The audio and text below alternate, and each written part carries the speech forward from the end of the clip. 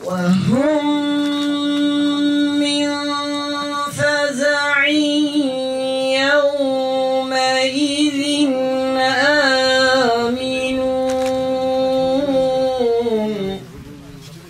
شعبار هاتنا خدي خيرا وقبول بك خدي تعالى في هاتنا وبك وسيلة تمام خير وشرف دامه خدي تعالى شرفها وزيدة تربك إن شاء الله.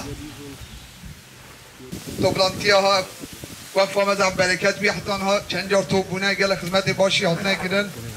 İnşallah bizim hizmeti başları bine girin. Melek Muhammed Salih. Topuna uleman her vakit güzel kıymetliye. Ama acibuna hizmet ekabı topun o başka ya inşallah ilmi İslami, ilmi medresan eğer şarkıda, eğer garbeda her cibela bir bereketa bir vefama Kudü haske inşallah. Saygıdeğer kanaat önderlerimiz ve kıymetli misafirler. Alimler Vakfı müessesemizin 9.'su düzenlediği bu merasimimize öncelikle hepinize hoş geldiniz diyor ve sizlere en kalbi saygılarımı sunuyorum. Muhterem meşayih-i izam, seydalarımız, kanaat önderlerimiz ve kıymetli misafirler.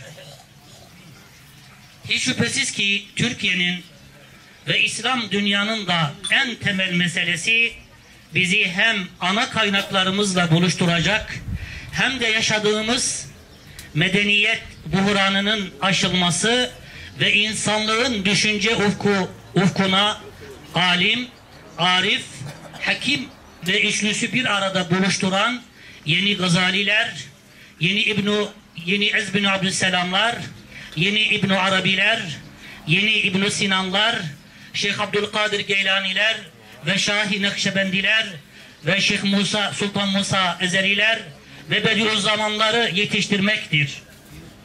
Bunun yegane çaresi de bizi yeniden bu kutsi yolculuğa çıkaracak ilim, irfan ve hikmet misyonuyla hareket eden zihin, ufuk ve çığır açıcı medrese eğitim sistemini yeniden hayata geçirmektir. 14 sadece Türkiye'de değil, tüm İslam aleminde zeki çocukları İslami ilimlere yönlendirmek için gerekli planları yapmak. Muhterem seydalarımız, medrese mezunlarının resmi bir statüye kavuşturabilmeleri ve onlara üniversite denkliği verilmesi için gerekli çalışmaları başlatmak. Vakıf bünyesinde bir tercüme birimi kurarak İslami klasiklerini Türkçe ve Kürtçe'ye çevirmek.